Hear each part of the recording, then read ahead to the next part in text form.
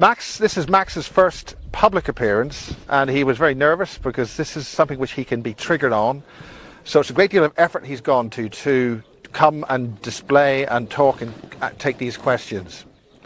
So at the Coronation Hall, we have Max Spiers for the Basis Project. Everybody out and smokers, yeah. Bloody ex-military latecomer again. Right, just to remind people that there is a Meet the Speakers at the Barge at 6 o'clock when we will all transfer to the Barge, where we will announce the raffle. And there's very exciting prizes for you to win. You brought yours, didn't you? You didn't forget, did you? Thank God for that. They don't use spaceships, they use interdimensional time-traveling portals. For God's sake. Right, so that was Max and Sarah, and now we have Max. And do you want to start with just James Casbolt? We can do that. Do you want to do that?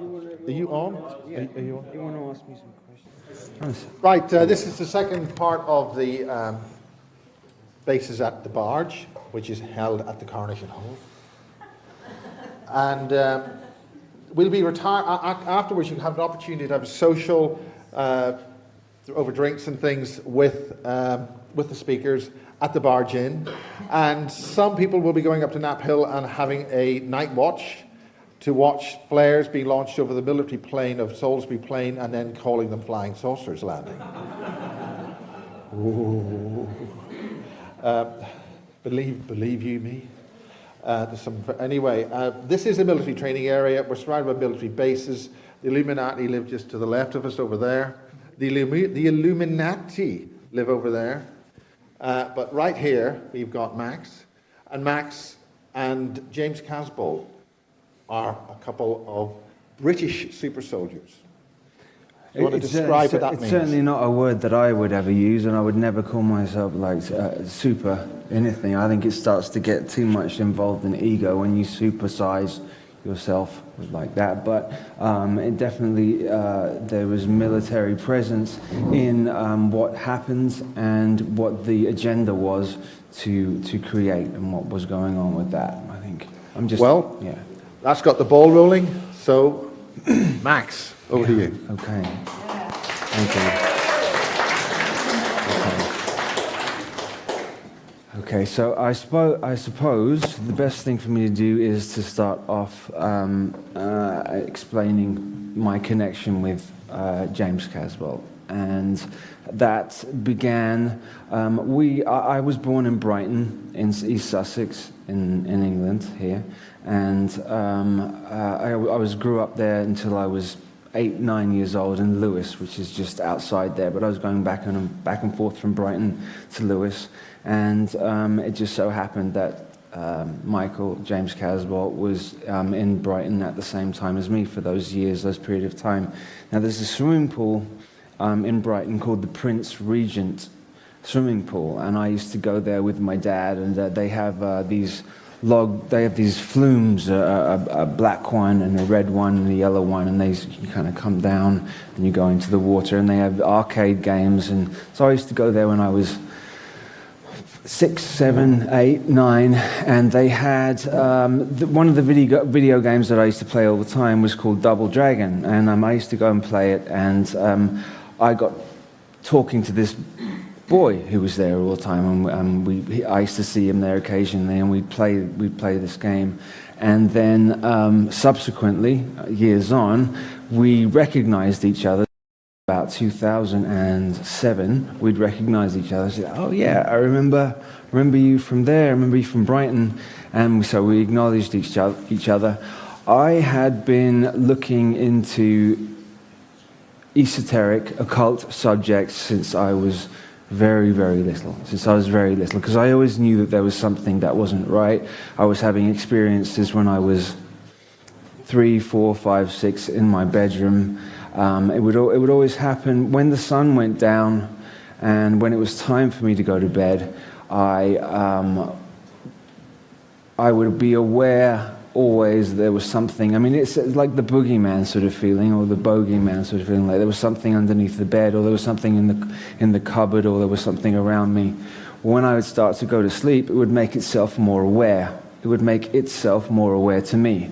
And what I feel now is that there were charmed objects put and placed in my bedroom, that where the house was built as well. Numerologically, it was 93 as well, which is a very specific number, numerologically, to Crowley's OTO. So the number and where the name of the road was High Down Road. Now, High Down is a paradox. You can't have high down, so that's also connected to disassociating the mind, which I'll get into. So there was definitely presences in my room from when I was very young, and I was aware that when I would first start drifting off to go to sleep, I would feel myself. This would be every night. I would feel myself slipping out of my body, out above the roof of the house, out, and go up and up and up through layers and layers and layers of clouds.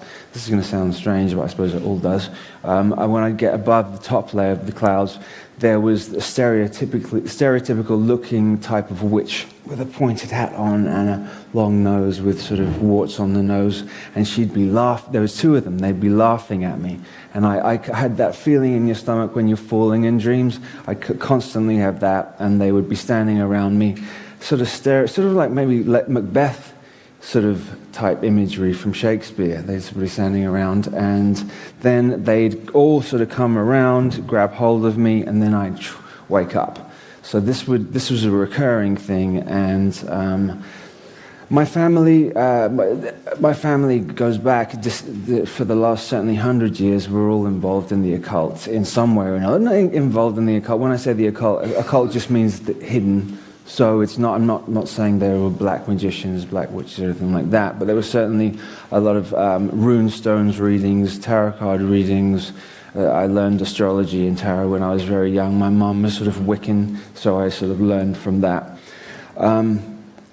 So when I became aware, as I got older, 6, 7, 8 years old, so there was an interim period. Between the ages of 5 and 6, my parents had decided that they were going to move to California, move to Los Angeles. So they just, out of the blue, upped and moved. So from the ages of between 5 and 6, I was living in just off Sepulveda Boulevard, which is in the Valley area of Los Angeles. Now, there is, I think, Andrew Bishago talks about the Mars jump rooms, which are situated on 999 Sepulveda Avenue. And I lived right near there. And now the jump rooms, supposedly, and this ties in from my own investigation, the jump rooms are only available to be, children are only available to go through them. Something to do with the molecular construction of a child before the age of puberty that allows them to go through this sort of like, from my memory, it's literally, there was two ways, literally like a door. So you'd go in through the door, stand in the door. It would be like maybe a lift. You'd stand there, then you'd feel this incredible feeling, like you were being completely disconnected from everything. And then when you'd come out, you'd be in somewhere completely different. So I had been to Phoenix a lot, and Phoenix, when you look at Phoenix, Arizona, it looks very much like what the imagery of what Mars looked like to me when I was shown it. So I was confused because I was taken to Phoenix when I was a kid, and this also happened. So I thought I was actually going from one state to another, but then some other things that happened told me otherwise. I do come from so my background is Celtic and French. On my father's side, he's a descendant from Charlemagne, which is a French nobility family that goes back to the south of France from about 600, 700, 800 AD, and it's a royal sort of lineage line that comes through France, but it came through that they sort of migrated. They took control of each spot and they migrated to another spot. So if you imagine, they began in Babylon, conquered Babylon, went over to Sumeria, conquered Sumeria, went to Egypt. So each one of these are the same people. So if we're understanding these are the same families coming through. From Egypt, they went on to and created the Roman Empire. So when I'm talking about when someone says the Third Reich or the Fourth Reich, it's actually 10th, 11th, 12th. So these are the same beings that have done that. And pre-Atlantean times. So, Second World War was key to understanding to have the complete understanding of how to create a mind-controlled slave.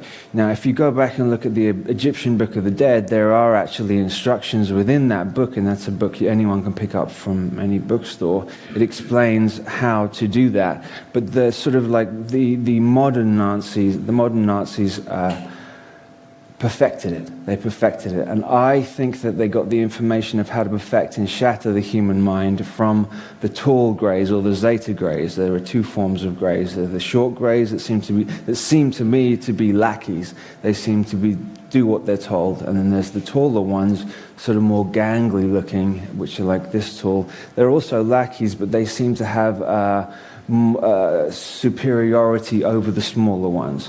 So this is all in a hierarchy structure. Everything is done hierarchically because that is that's the mindset of these particular beings. So from how I understand it, this present state that we're in, you have the Anunnaki consciousness, stream of consciousness that is pretty much in control of this planet at the moment. What they've tried to do is make us think that the planet Earth itself is not that important, that we're just some rock somewhere with evolving beings on it, and but that this is the only place, and that nothing, when in fact Gaia or Earth is the jewel in the crown. It's the actual jewel, the most important thing, and everything actually is revolving around and focused on this. Earth is actually anchoring everything else down from ascending. This planet is anchoring it down. So that's why all eyes are on this planet at the moment, because when we release it, when the human beings here release it, it releases everybody else. So they're watching for that to happen.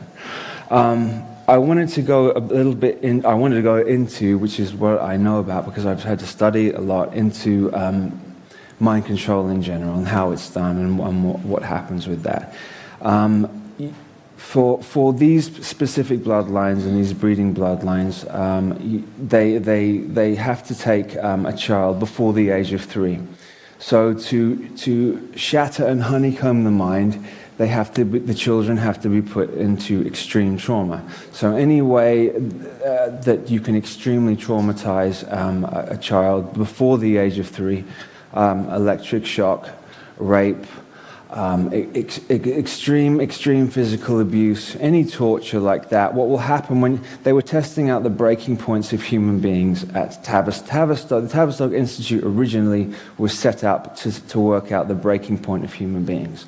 So that once the human being breaks, it shatters at the top of the spine here, it shatters that and sort of honeycombs into many other possibilities for personalities.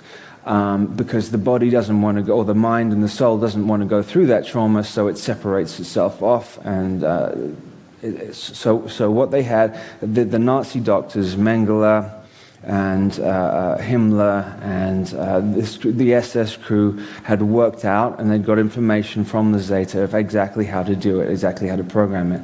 So then once the mind is shattered, then you can then, in each of the honeycombs, which would be another personality or another alter, can be specifically programmed and to anything that you want it to be.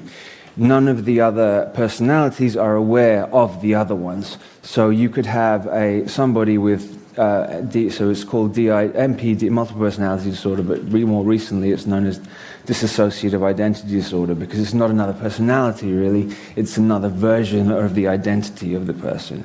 So it's not another personality.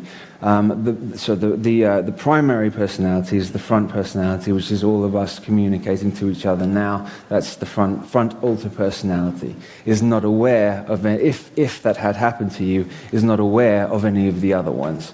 Now, the programmers themselves have ways of using color, tone, hand signals, frequencies to be able to switch to another one, to another personality through, so like I said, with the honeycomb is there, and switch to another one. So there could be one personality, which is the front one, that didn't have any abilities whatsoever to ride a motorcycle, to shoot, to be a sniper, to do any of these things, but another one, if it's then activated, is then completely able to do it and has all these abilities. So you can, that way was the way to be able to create an undetectable mind-controlled slave, because the other personalities are not aware of the other ones.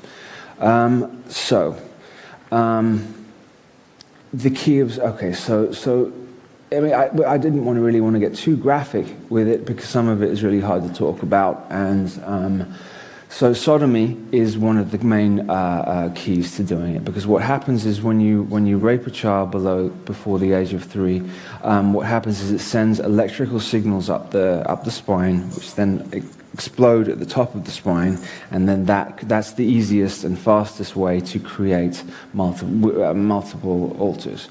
It's called vasovagal shock, and they also call it in the Egyptian Book of the Dead, it's known as the Key of Solomon. So that's another way of putting it.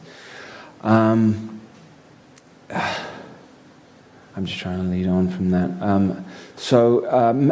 Mengele was at the head of doing that. He was the one who was the head of the main scientist for doing that and understanding it and learning it. There's a lot of, I don't know if everybody knows who Michael Aquino is. He is directly connected as well to that. A lot of the people in positions of power now, certainly all the Bush family, which are actually the Bauer family, which are actually German Nazi family. So when you had Project Paperclip, I don't know if you know what that is, but Project Paperclip was when at the end of the so essentially we didn't win the Second World War as it says in the textbooks. What actually happened is that they went underground and then made it appear that they had lost, so that they could go underground, continue with the work through Project Paperclip. They took all of their top scientists, military strategists, and placed them in South America and North America. In 1947. 1947 seems to be a major key date for them, because so you have the Roswell incident happening then, you have the CIA beginning then, you have the NSA at the end of that year beginning then, and you have Aleister Crowley dying on that year. And I think this all has something to do with a ritual that was done, which is connected to Hubbard and Scientology and Jack Parsons. I don't know if anyone knows who Jack Parsons is. Jack Parsons was a genius rocket scientist who was working in Southern California at JPL Laboratories, which is known as Jet Propulsion Laboratories, but in truth it means Jack Parsons Laboratories. What he was trying to do was find out the ultimate weapon to be created.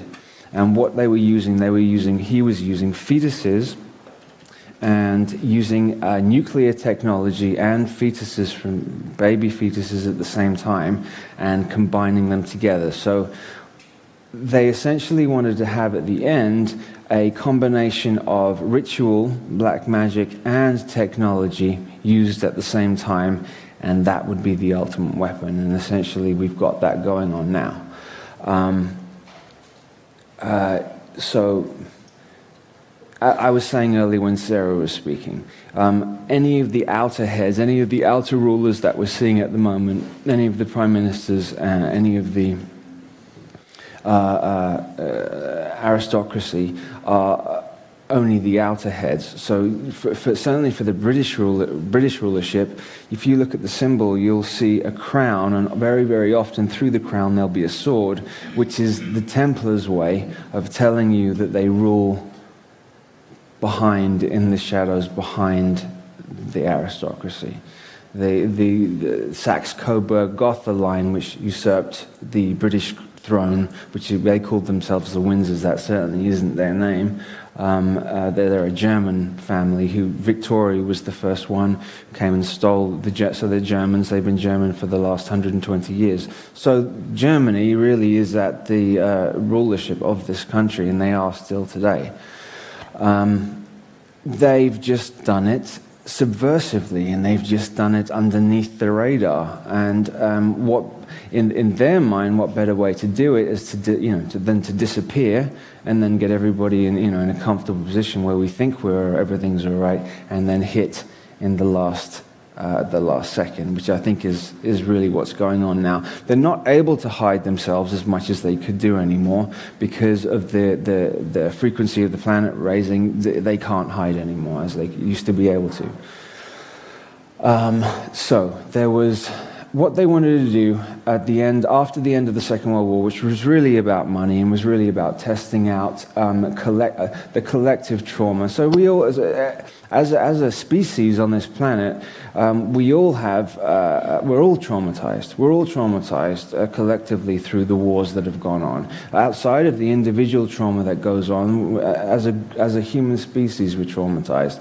I noticed, just as an example, walking down the high street yesterday where I live, and a bang went off, and everybody, I could sense the fear. There's an underlying fear with everybody on this planet at the moment that something is sort of about to happen, but they don't know what it is. So you've got a lot of people who were speaking out about these things now sort of running to the solace of Christianity or a religion because they don't know what else to do.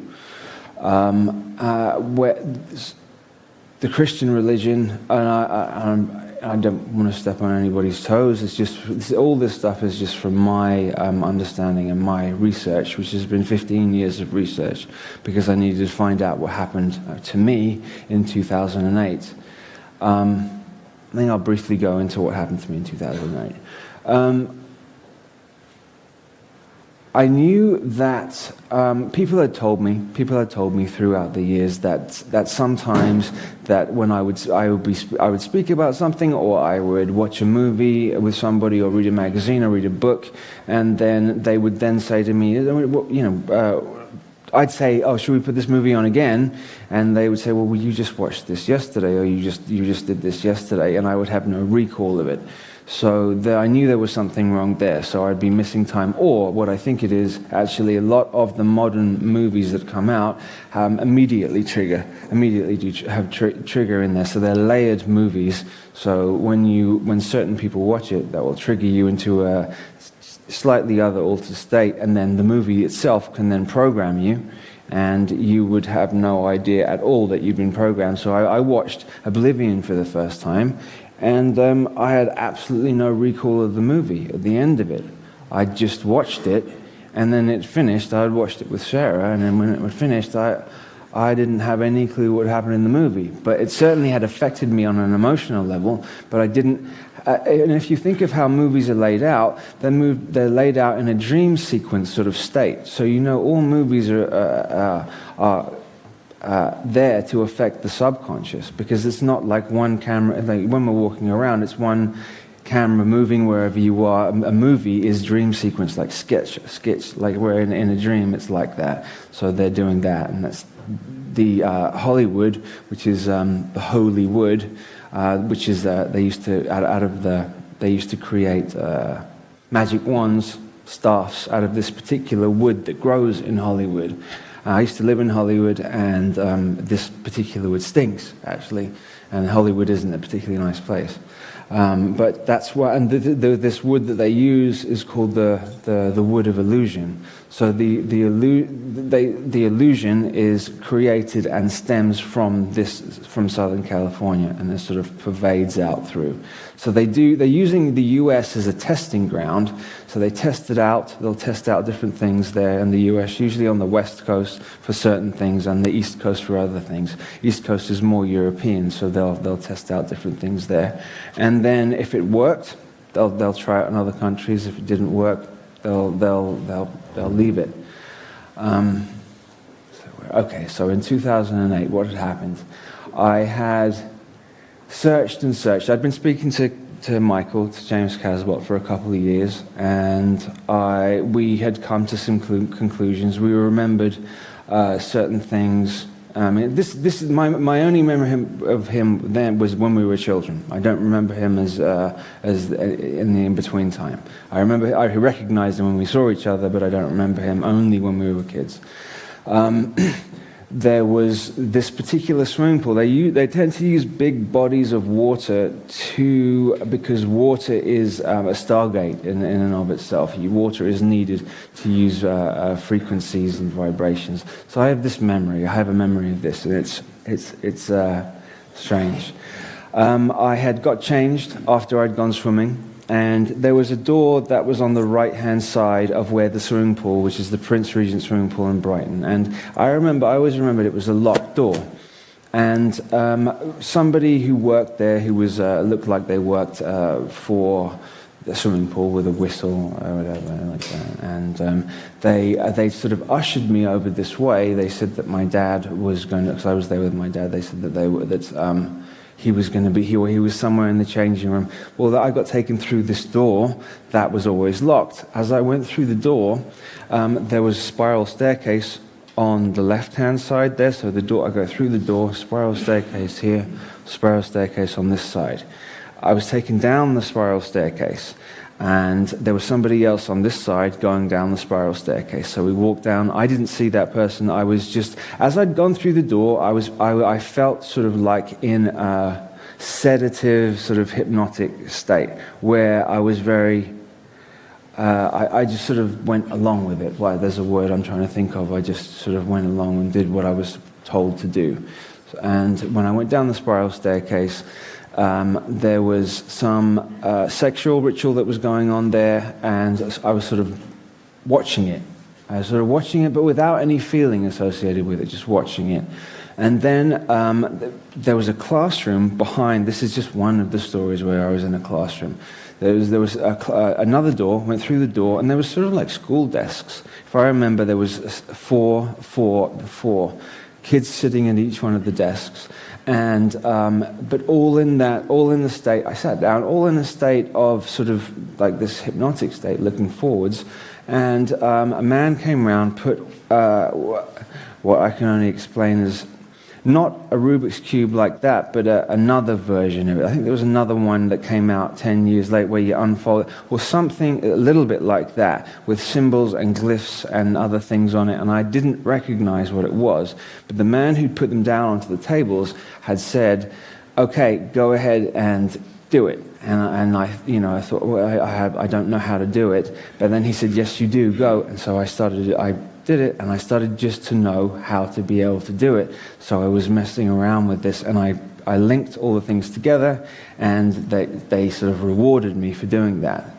So this all happened over a period of what felt like an hour's time. When I came back upstairs through the same point, I came back out. There was the fruit machine, the arcade machine that I was playing on.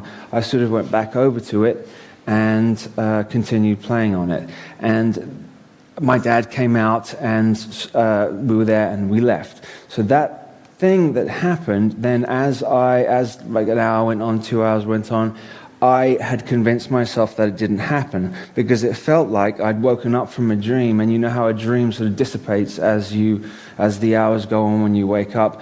And I was a kid, so I rationalized it and said that it didn't happen. Now, so this is when I was younger, so I'm leading now into 2000. In March of 2008, I had a really so I have altars that have been made and manifested and created in my mind. And what happened is there's so many of them, and this was around the age of 31. This is the only way for me to explain it, is they started to all sort of like bleed through at the same time, and as they were bleeding through, it caused complete confusion to me, because I didn't know. It was like a complete loss of identity. I didn't know who I was anymore, and I didn't know. I didn't know my name. I didn't believe. I started doubting everybody in my life, and I sort of had this Truman Show feeling that everybody who had, including friends from school, friends from the school that I'd gone to, all the friends, family members, that they were all actors and they were all placed there, and that they weren't real people. Or they were real people, but they were placements, and that sort of made me have a sort of breakdown, because it intensified.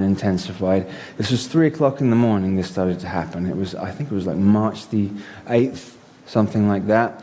I came out of my house and I stood in front of the house that I was living at the time, and I was standing there.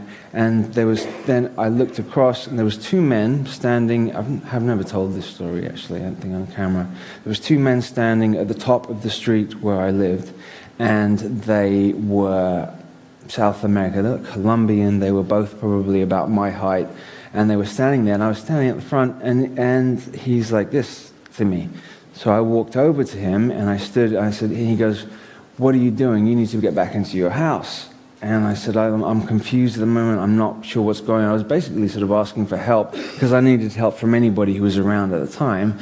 And as I turned this way, I got hit. So I got hit across the back of my head, and then hit. So there was 2 of them, got hit from that other side. I went down onto the ground. As I fell down onto the ground on my back, these 2 guys attacked me, and I was covering myself up, but I mean, I got hit multiple times in the head. My nose is broken, it's still actually broken, and I managed to get up from underneath them and scramble back into the house. So what I think was happening then was as the programming was breaking down, they don't want a person to remember what's happened, because then I'm able to stand up here and speak and explain, what I feel is happening.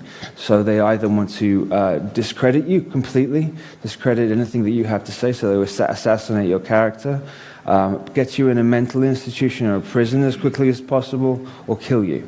So I'm sitting in the house bleeding at that point. Police show up, ambulance shows up. I came out of the house. They put me on a gurney, and I was in a state that it's very difficult to explain. They're trying to get me into the back of the ambulance. As they were rolling me on the gurney, these 2 men dressed up in white ambulance men threw me off of the gurney and then pushed the gurney back down on top of me. So something didn't make sense there. So it was like I was being set up. It felt like this whole thing was being set up. They then picked me up, put me back on it, put me into the back of the ambulance, and then I don't remember anymore. The next thing I remember, I was in a coma in the hospital, where I didn't know where I was.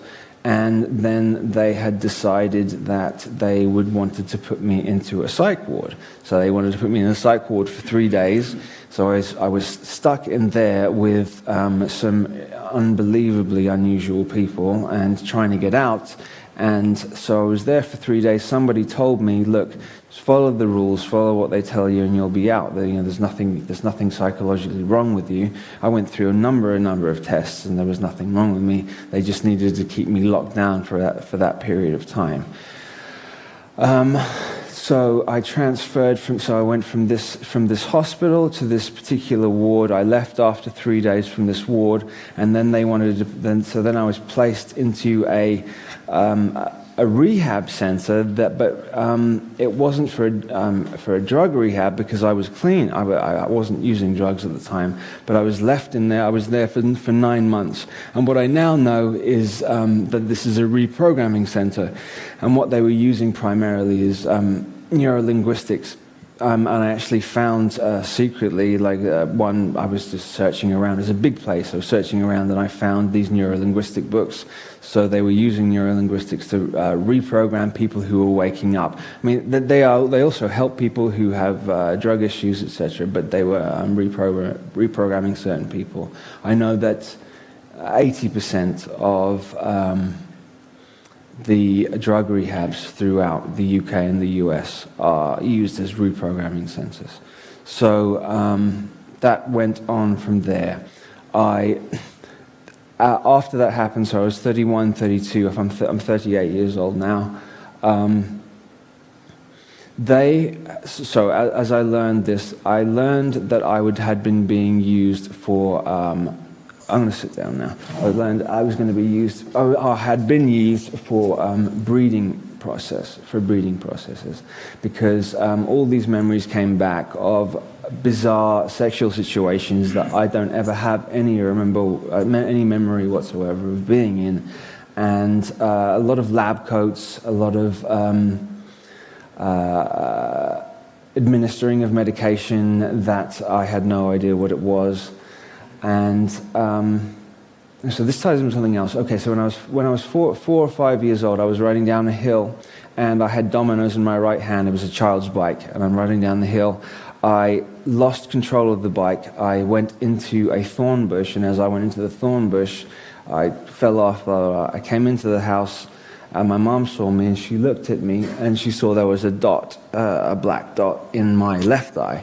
And she panicked, took me to the hospital, and a thorn had pierced the white of my eye and gone all the way into my eye.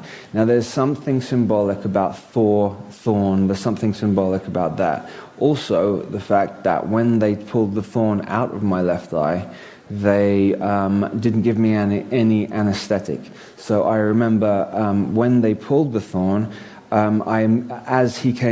were holding my eyes open as they came forward to take the thorn out. Just before he touched it, I remember leaving my body, because I remember often whispering, leave your body, because once you leave your body, it's reinforcing the altars there, so they can then, once you leave your body, then they can reprogram another altar. That was just one of a number of situations that happened like that. Okay, I'm going to give you another scenario that happened to me that was very significant. I was staying in the same house. There was a 2-week period of where I felt like there was bleed through of all these different altars that were happening. I had it wasn't a dream. It was literally, I was literally experiencing what was going on. Oh, my mind got pulled. Hold on a second. Okay, so I was, I don't know whether I was on a ship, I don't know whether I was on a base, I don't know where I was, but I know that I was led, but with 2 people in white lab coats next to me, up to a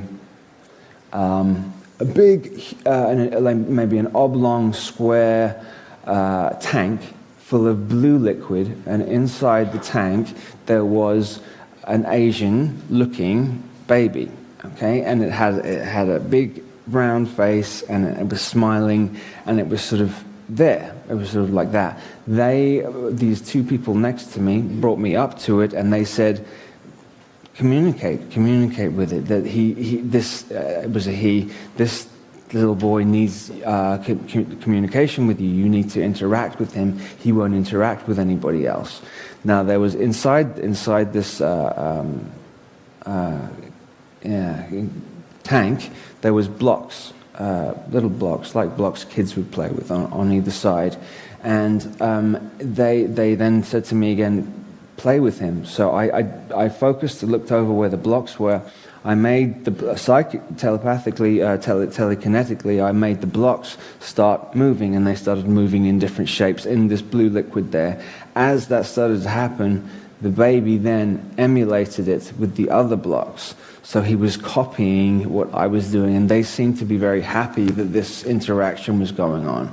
And they wanted me to come back every 2 or 3 days, seemingly, to keep interacting with this baby.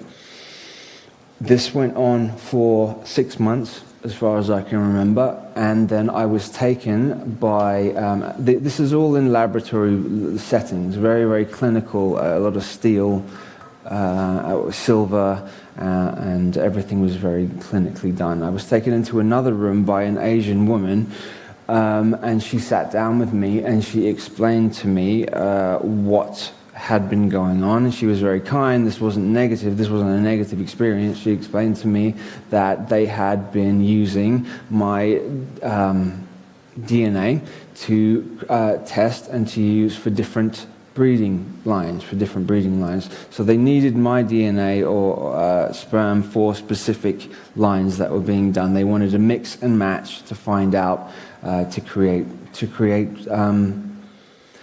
I think some of these babies, because they were just being brought up in a very sterile environment, like in a base, like in a ship, they need some interaction with beings who interact regularly with people, so that when the baby is then incorporated into society, it has some idea what it's like to have to have experiences with other people. So that was my sort of service to this particular child. I also had a very strong feeling that it was my child as well. I got explained in detail why and what it was by this Asian lady. And if anybody has any questions, and then I can sort of like move on with other things, if I go with questions. Just that you said it was involved in this breeding program. Yes, yeah.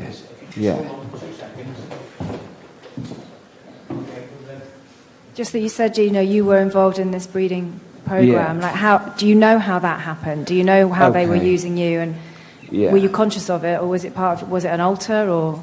Okay, so when the breeding programs went on, yes, it was done in an altar. It wasn't done in the front altar, which is the walking around person that I am. They would never do that. They would do it in a separate altar.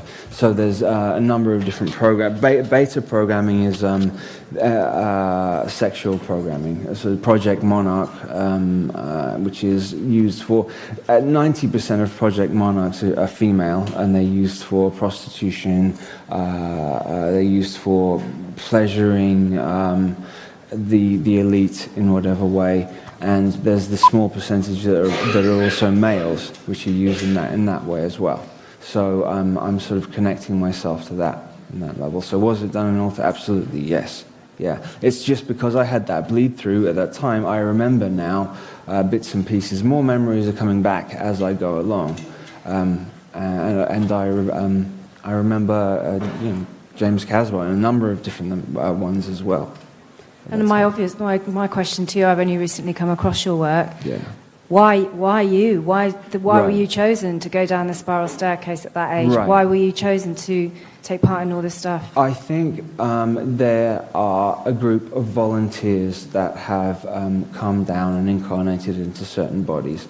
The elite, or whatever you want to call them, are aware when somebody is going to incarnate into a certain body. They're aware because everybody has a harmonic signature tone. Everybody has an individual fingerprint, signature, sound tone that when they come into the body that they give off. So they're already tracking and they're already aware of who it is. Why was I picked for it? Because of the particular... it really is down to bloodlines. Because of this particular bloodline, these are all seeded from different off-planet streams. So you have the Sirian streams, you have the Orion streams, Alpha Draconis streams.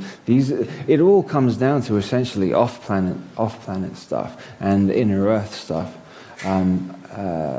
So the French line, which just comes from Charlemagne, is connected to the Fisher Kings. They call them the Fisher Kings, and they're the tribe of Dan, which the tribe of Dan is one of the hidden tribes of Israel, and they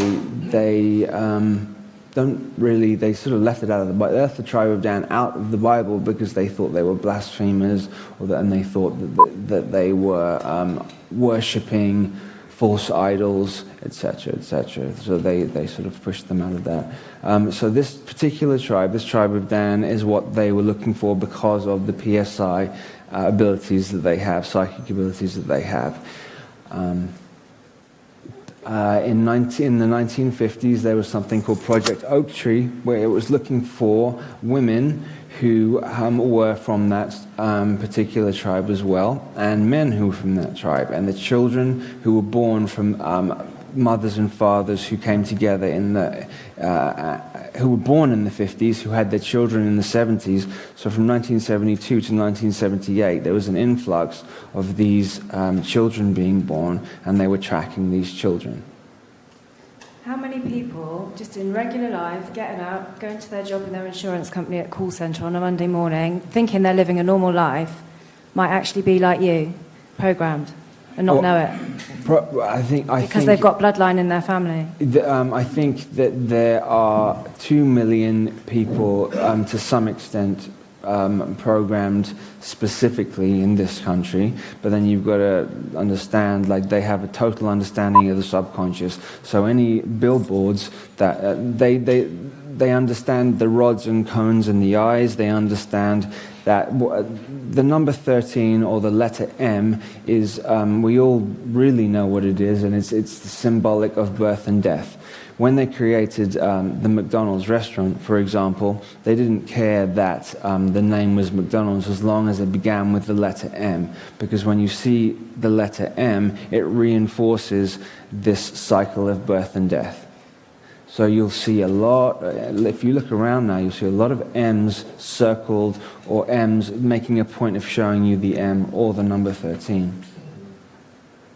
You're welcome. Thank you very much. You're welcome. Can I ask a question, Max? Yeah. Is this still on? Yes. Yeah, okay. On the breeding program, you said were the memories bled through to it at some point that actually happened? And was it actually in your adult life? Yes. The memory come through? Yeah, so 31 was when that happened. Before that, I knew that something was going on. I knew that there was that, because I felt it, and I trust my instincts, and I knew when I would get, throughout my 20s, throughout my whole life, when I got very, very upset or very, very angry, things would happen around me. The glasses would break, books would fall off on the ground. So I knew that was one of the clues. There was something unusual going on with me, because I have a lot of bioelectricity coming off of me. So I knew there was something going on. In 2008, there was confirmation of it, and I had a lot of memories come back to me that were really, really, really unpleasant. I haven't gone into a lot of the satanic ritual abuse, which I can do, and I'm quite happy to do that. It's just I don't really want to go into too many personal experiences on camera because of what's happened in the past.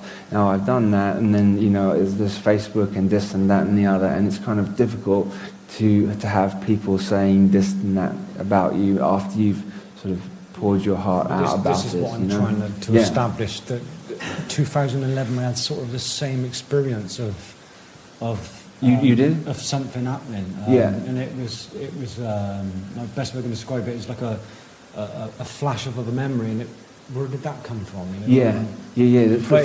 me, there were so many that came through. I literally thought I was losing my mind. Well, I had the original experience on the evening, and thought it was strange, but didn't really. Your mind goes somewhere else. Oh, just nothing. Yeah. And then a couple of weeks later, I'm just watching the TV in my front room, and there was a flash of like a segment of memory. Yeah. Which I don't recollect ever being in a chrome room. Yeah. You know what I mean? Yeah.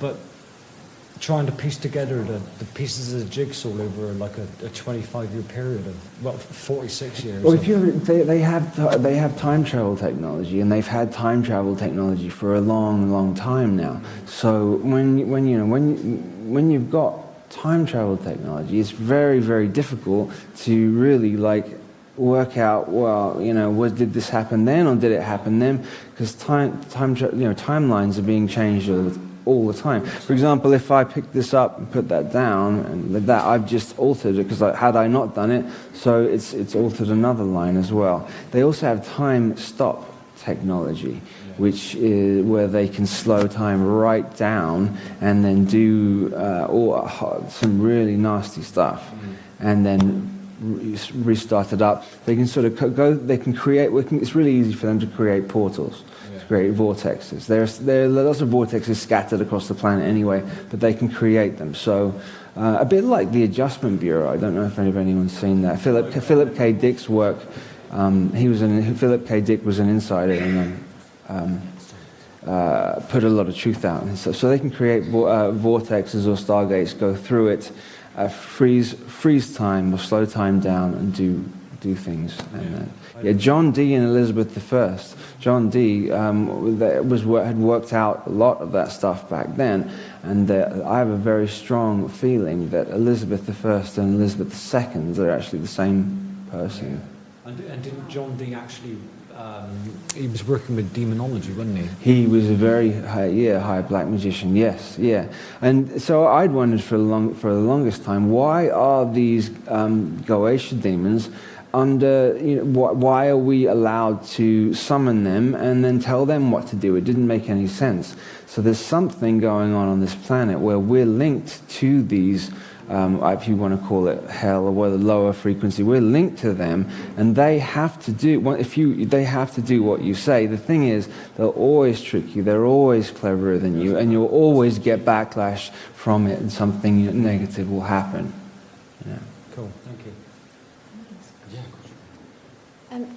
Hi, Max. Hi. I just wondered if you could just tell us what's actually happening with you now. Are you able to control it better, or because obviously Miles sort of said something before you arrived that you've been over the last almost 3 years, I have done a whole lot of work in deprogramming and taking care of myself more, because what they also do is the attachments, they attach, and then they get emotions and they sort of grow. So they attach and they grow on you, become more powerful through your own emotions, and then they start to make their thoughts your thoughts.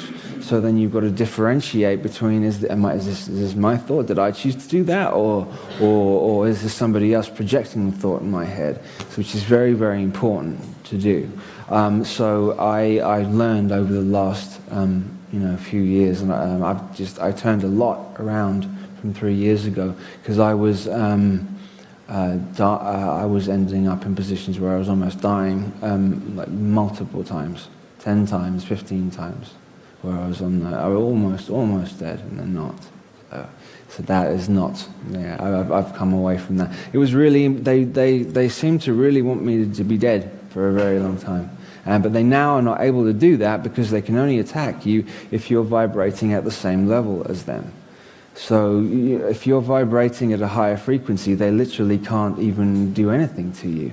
So in terms of high frequency, and doing nice things for yourself, giving back to other people, taking care of your body in terms of eating things that aren't shitty, and that is raising your vibration, because they like toxicity, they like that nastiness. So if they can trick you into doing something, somehow corruption, it's corrupting you, doing something, offering you a large amount of money to do something that would hurt somebody who you really cared about, then you are lowering your vibration, and then they've got you. So many deals are made, the heart deals. Essentially what they want to do is they want to break the human heart. And if they break the human heart, then they have it. They have us. And the human heart is the thing that's shining the brightest. That's the thing that's keeping us going. They're able to enter all the rest of the chakra points on the body, but they're not able to get to the human heart. So a lot of the deals that are made, acting deals, music deals, fame, seemingly they love. People are loving to have fame. You are selling out. So if you look through all the big bands, music bands throughout maybe the last 50, 60 years, somebody has died. Somebody has died, and all of them, somebody's been killed. And it's usually the nicest one. It's usually the one who is, the kindest or the nicer of all of them, because they're that way you're taking out, the kindest heart, and then money and fame come with that. Eric Clapton is actually quite a good example with his son Connor Clapton, who fell out the window and died. That was Connor with Clapton was the closest thing to Eric, and he died. So that would be that. Hi. Just a combination of technology and magic is a little bit like a black box like that, which you can change frequencies on, because they have to hide themselves under the guise of being, human beings here, because they don't look like human beings. And sometimes they use a holographic field around themselves. Other times it's connected to actual shape-shifting, because shape-shifting is actually very, very easy. All it is unlocking DNA codes and relocking them into another one. Yeah. I just wanted to ask you about your parents. Do you know who your biological parents are? And yeah. What's your relationship like with them now? Do they know about all this? Yeah, I'm going to be very careful about personal things like that. Yes, I do speak to one member of my family who I'm close with, who does know what's going on with that. So were they part of it, or were they? It's multi-generational, so every generation back, is part of it, all the way back. Okay, thank you. Yeah, you're welcome. Thank you very much. Oh, hi. Hi. Yeah, I just wanted to seek a bit of elaboration actually on the question of timelines. It's funny, I was trying to ask you about it, and you actually mentioned it a few minutes ago briefly. As you know, there's a thinking that we create different timelines with every decision, etc. Yeah. So I just wanted to seek a little bit of elaboration, according to your experience, on the question of, two things really. The extent of control that the elite that you referred to might have on timelines, and B, whether if they are controlling that to any extent, whether it's on a timeline being a consensus timeline as a collective group of humanity, our total timeline, or whether they might be influencing individual timelines, if it is a case of individuals creating their own timelines. Okay. Just to comment on that angle, really, if you may. Okay. So just to expand on that a little bit, I believe that the external world, everything outside of myself, is a reflection of what's going on inside of myself. I believe that essentially I'm walking through the imagination. I am the imagination of myself. I'm walking through the imagination of myself. And that when you change something significant about yourself, you're going to change the external reality, because this is the micro and that's the macro, and it does work, even down to the point of if you put a different shoe on in the morning, that if you switch up something around the other way, you'll notice that things slightly shift and slightly change. Choices that you make will shift different timelines, but then it comes down to being able to differentiate whether or not it was your choice in the first place. So if I'm driving in the car and all of a sudden I feel like orange juice, is that because I really want the vitamin C in the orange juice my body wants, or is it because 2 days before I was influenced subconsciously by something else that I saw somewhere else, on a billboard or from a commercial or something like that? Are they in control of that? To an extent. I think when you understand your own thoughts, then you are more in control of it. And then if everybody here is a single unit, really, it's just broken. So it's we're all one piece of glass. It's been dropped and it's just broken into separate pieces. So if I feel aware that everybody here is a part of me, and I'm just explaining. And so you're me, I'm you, and you're just explaining things, reminding you of things that you already know. Thanks for your view on that, please. You're talking about timelines. What are your thoughts about CERN and how are they involved in manipulating time? I think that CERN is trying to... I think it goes back to what Crowley was doing in the 20s and 30s as well. They were trying to open vortexes through rituals and ceremonies to allow very low vibrational beings in through these to sort of run amok and do what they want to do. CERN is what I feel they're trying to do, because they're using like ancient religion as well. They have a statue of Shiva right in the front of CERN, which sort of doesn't make any sense. Anyway, but if they do this correctly, they could tear a hole in space-time and allow these beings or these entities that have been locked away for very, very long time to come back here and sort of make hell on earth. If the great work of ages, which is where it began, from this whole thing began, when Atlantis fell 13,000 years ago, they have they wanted to create a new order. So it's taken 15,000 years. They had this block of time to get a perfectly organized, ordered, sort of like global Nazi state. And the capstone floating above the top of the pyramid is letting you know that it's still in progress. And when the capstone is placed on the top, then that means they have completed the great work, which is the aim to have what I just said, a global state.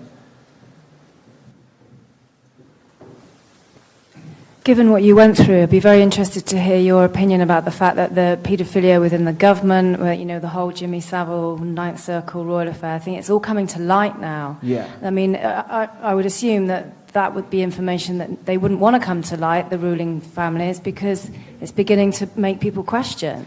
We were coming up for a general election and people are thinking, I'm not going to vote because we're run by a bunch of murdering paedophiles. Right. It's in the Sunday Mirror now. Right. It's coming to light very, very, very quickly. That's the thing, but that makes me feel that there's something more going on with it, because like I said, the people who seemingly are in control are all expendable. And I think, there's consciousness is raising, but I think they have something else up their sleeve, and I don't think it's just going to be as simple as, okay, rising up, yes, these people have done that, yes, Prince Charles has done that. I have memories of Charles doing like heinous, unbelievably horrible things. So these people, will fall, and then so what's going to be replaced? They're going to put somebody in a position to So you think it's replay. a double bluff? I think that there's more to it than just all of a sudden we're all waking up and everything's going to be flowers. I think there's something else coming before that happens. Will we see an end to paedophilia ever, or is it just part of this whole global, cosmic way of these beings operating? They can't function here. They can't be here unless they steal raw, like life force energy. That's how they feed. For them to maintain how they are here, they use that. Is there going to be an end to it? There'll be an end to it when they cease to exist. And I think that we, as us being the creators, really, we have to sort of almost think them out of existence. When we realize, when everything's out, when we realize what's really, really gone on, when everybody realizes that we've all been lied to, all the textbooks were wrong, we'd all been lied to about the physics, maths, chemistry is all BS. And when we look at it like that, I mean, the influx also, the flat Earth stuff that's coming out now is insane. I don't have, I'm not saying it is or it isn't that, but I do know that the way we've been told that the globe system works isn't exactly right. So I mean, it's hard to. Yes, in the imperfect world, of course, that would all be done with. Sarah touched. Only one more question, then I will shut up. I promise. But Sarah touched on this about the children that have been abused and how they go off and lead these awful lives. A lot of them commit suicide and turn to drugs. The majority. The majority. Probably, yeah. But if you have that trauma as a child and you have no idea why it's happening to you, let alone that it's part of a galactic thing. But can people who have been victims from children's homes and currently existing in the world as damaged adults, can you ever heal them? Can they be healed? You seem quite healed, actually, I must say. Yes, you can, but a lot of work needs to be done. I think a lot of work has to be done. And first of all, you'd have to realize that something had been done to you. And the majority of people don't want to realize that or don't want to think that. And so, and the rational mind is so strong and telling you that, this is this and this is solid and we're sitting here when, nothing is solid. The reason we're living in a dualistic, everything is dual here. And the dualistic nature of it is the illusion of it. If it vibrates, everything is vibrating. If it's vibrating, it's going from one point to another point, back and forth is vibration, right? So it's going, there's duality within the vibration. So if it's vibrating, then it's dualistic and illusion.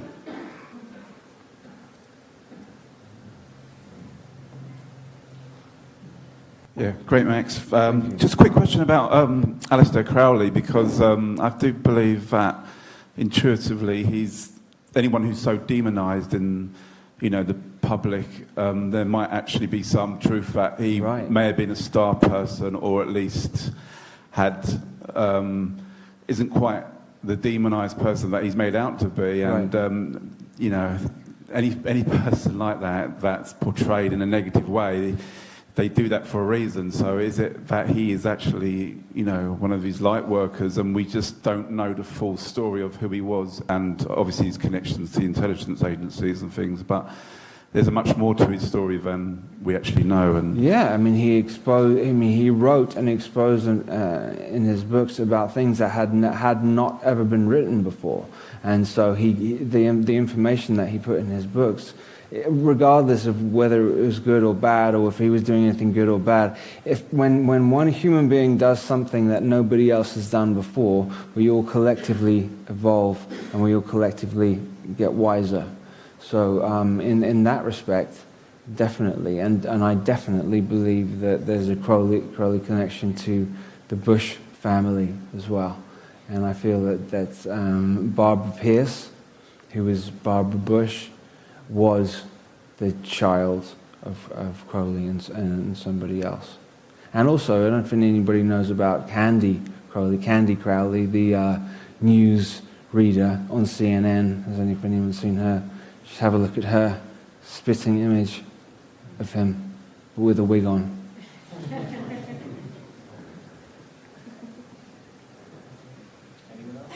I was just wondering how your schooling years were and how you managed to deal with the system imposed on teenagers, and then how that led you to, because you said, I don't like using the word super soldier like you mentioned, but how were you plucked? Okay, I went to a private school in Canterbury, and a lot of things went on there. I'm just trying to be careful with names and stuff, that's all. I was christened and confirmed by the Archbishop of Canterbury in Canterbury Cathedral. And so there was that ritual in and of itself by that person. They already had picked me then. I'd been to a couple of schools, and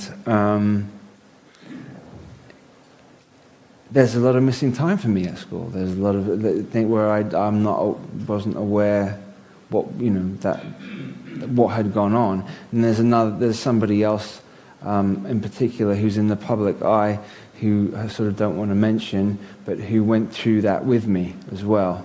And I knew, I was aware that there was stuff going on that shouldn't have been throughout school, for definite. Yeah. Thank you. Sorry, I've got one more question. Did your parents know, or do your parents know, or did they know what was happening to you? On one side of them, they both. There's Tavistock. Is Tavistock and Stanford Research Institute are prevalent in my family. I remember going to laboratories with a best friend of mine who was a little girl when we were very, very young, and her parents were scientists from Stanford, but they would come back and forth from Sussex University to Stanford University, and those two universities are the main arms of Tavistock. And I remember some strange incidents happening when we go. Her mother would say, "Okay, we're going to the lab now." And she used to come pick me up and Meredith up. This was my best friend when I was a little boy, and we'd go to the lab, and some strange things would happen there, like out of feeling like I was out of my body. And then we were locked in the car. I remember being in lots of times locked into spaces with her, and it didn't make any sense. But whenever it happened, it was always sort of like in a disassociated hypnotic state. And so then when time went on after, I just assumed that it didn't really happen, or some adults say, "Oh, it's just your imagination," and I now know that it wasn't. They did 3 surgeries on my left eye after the thorn went into my eye, and they had to take my eye out and then cut the muscle behind the eye and then re-put it back in. Now, Sarah's seen my eye, this left eye, before glow, completely become like fluorescent sometimes. If I have extreme emotions or an emotional thing come up, my left eye will glow. So I'm not so sure that they were doing exactly what was said when they were doing the eye surgeries. I'm sorry, but you're so fascinating. Are you still programmed now, or are your alters? I would say, yeah. I would say yes. But I mean, it's such a long process to deprogram, and there's a lot of work that needs to be done, and you have to sort of surround yourself with people who you really can trust, because I've certainly not said a lot of the things that have happened, because some of them are really, really brutal, and some of them are not very nice to hear, But I'm quite happy to talk one-on-one, with that. But I'm much more careful now about what I'm going to say in front of a camera. And have other people contacted you? Just for example, you mentioned Meredith, and there must be other people that... I hadn't seen Meredith, the friend from school. She's a doctor now, and I hadn't seen her since I was 7 or 8. She actually works at Stanford now. She does that. But do you have any contact with people who have gone through similar experiences where their altars have broken down and they're remembering, and it seems to be a collective remembering? You're waking up, people in here have woken up, people are waking. Yeah. There's obviously an army presumably some sort of army of you guys. And your friend James Casbolt, if you could talk a bit more about him, if he is your friend, I don't know. He's not really your friend. There's obviously a link there. You grew up in the same place. Yeah. He is not happy. He's very angry at me. Well, I didn't have any animosity towards him. He got angry. He's angry at me. It's a bit difficult to go into his story because there's blackmail and lawsuits. You don't have to, but it's interesting. Yeah. So we're born 6 days apart.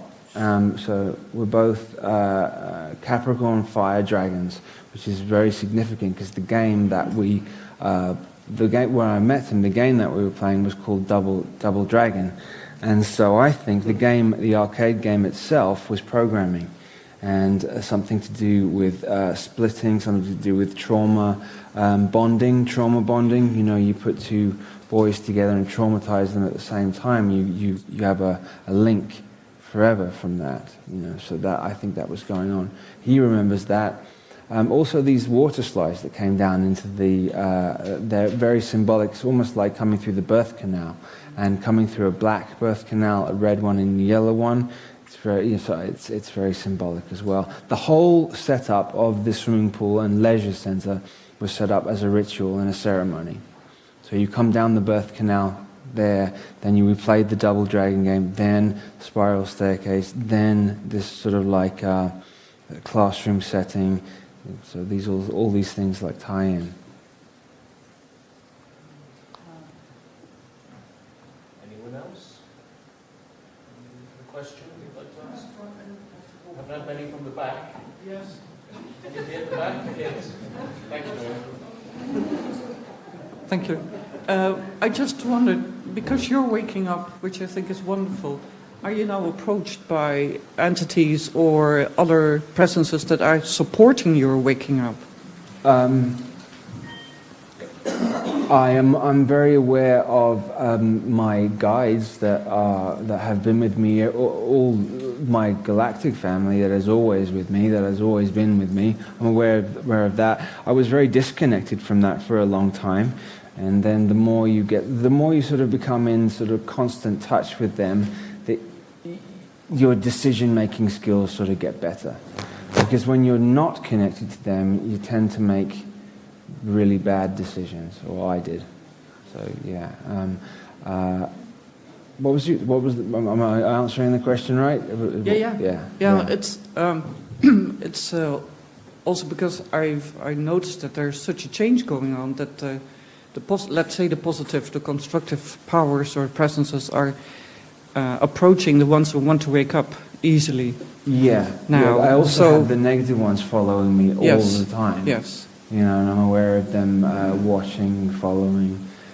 Yeah. But are you aware of any communication between those two? I mean, in the other dimensions. They've had to. There was numerous divided forces that infighting. They're sort of like a crew of robbers where they agree on the crime, but they don't agree how the money's sort of divided out to each other. But now they've had to so they've all sort of kind of got together and joined to make sure that they get the agenda fulfilled. So the ones that had been fighting for thousands of years have now come together.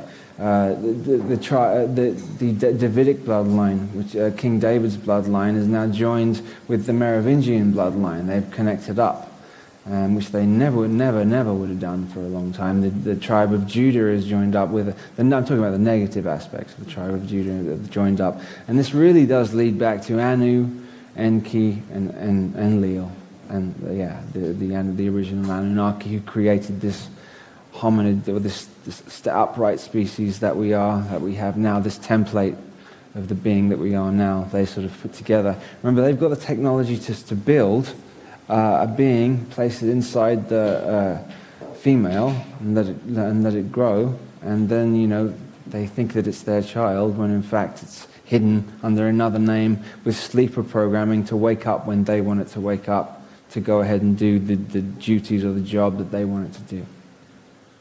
That makes sense? Yes, it does. Thank you. You're welcome. Anybody else?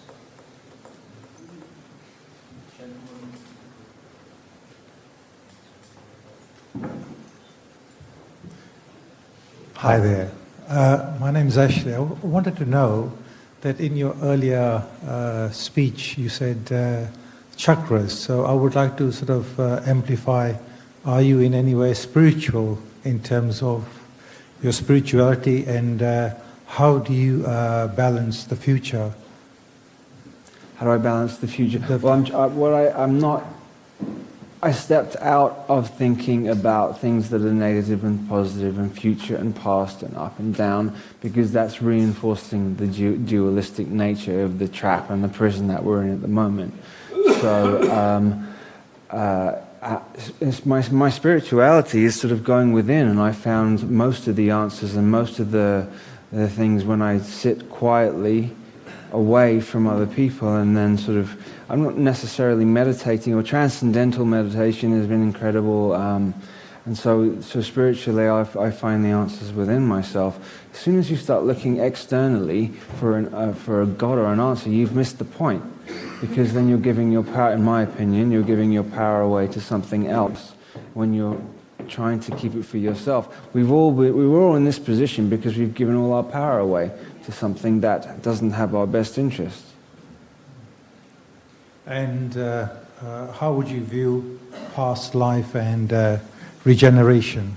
Okay, so I would say that it would be concurrent life, because time would be an illusion. So it would be all like a Russian doll, one with the other and the other. So it's all happening because there's only the eternal present that's really real. Time is very obviously an illusion to me. So how do I view that? Yeah, it means. So we're living in linear. We're all agreeing on linear time because it sort of makes it easier to meet up somewhere. Otherwise, we'd all be arriving here or not. So in terms of that, are you asking me if I believe in reincarnation? Was that what you were asking me? Absolutely, because it feels yes, absolutely. So you would say that can we, or somehow that we may have or may not have healing powers to heal ourselves? I think everybody is self-regenerational. I think everybody can regenerate themselves. Thank you. You're welcome.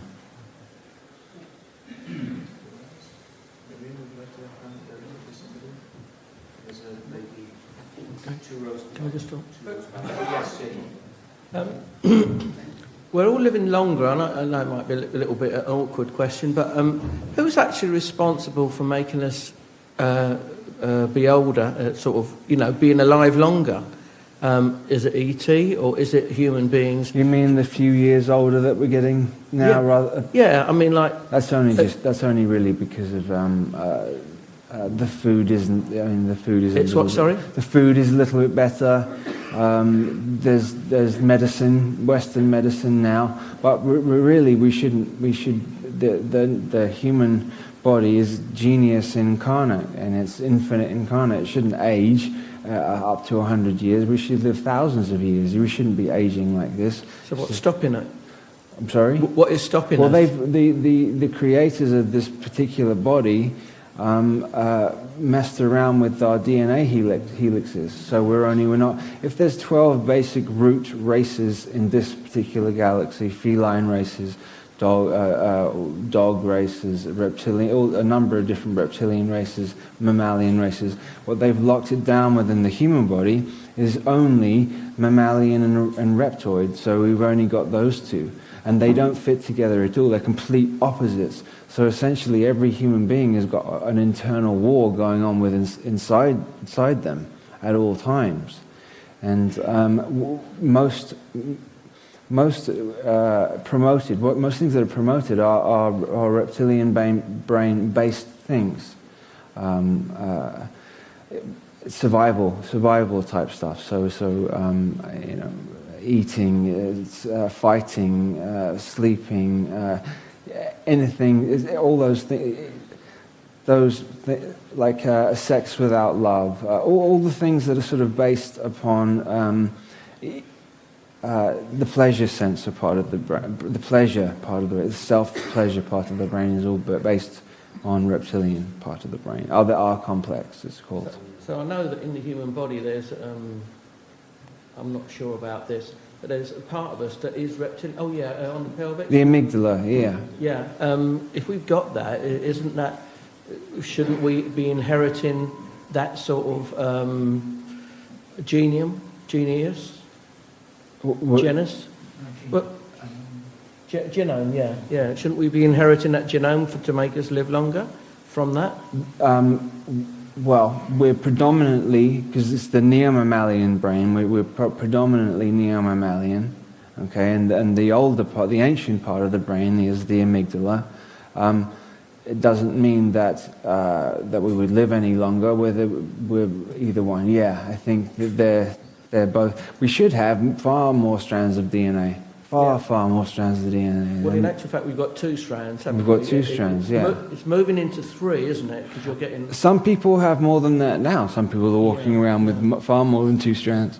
I believe that 200 million years ago, we did have 12 strands, and we was messed about then, and they took away sort of 10 strands, leaving us with just really 2 strands, which is one survival and the other one was procreation. Right, mammalian, reptilian, yeah. So that did happen, sort of 200, if not a little bit more longer than that. But right. we are a human body that did have 12 strands.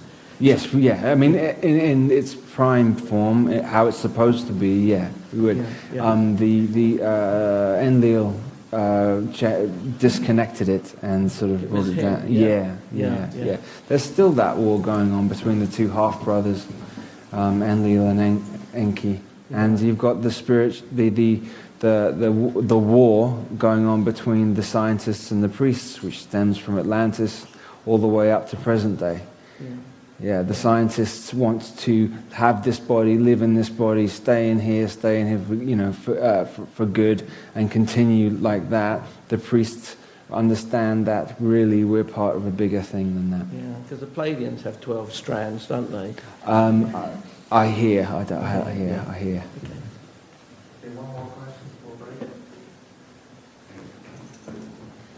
Thank you. Oh, did I press something? Hi. Hi.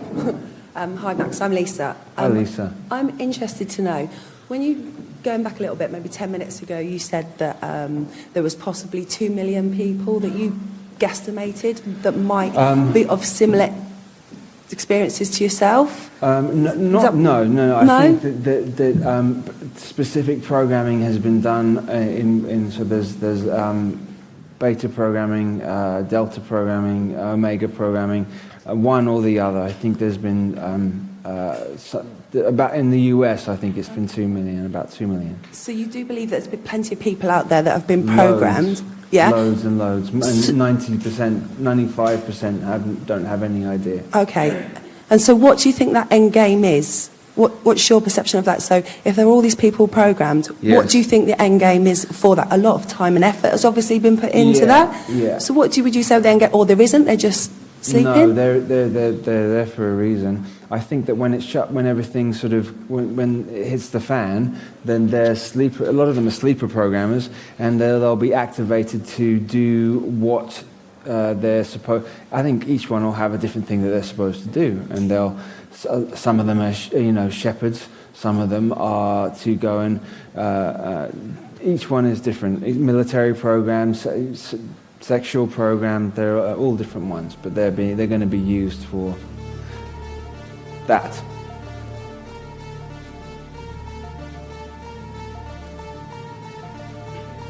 As far as I'm concerned. Thank you. Thank you.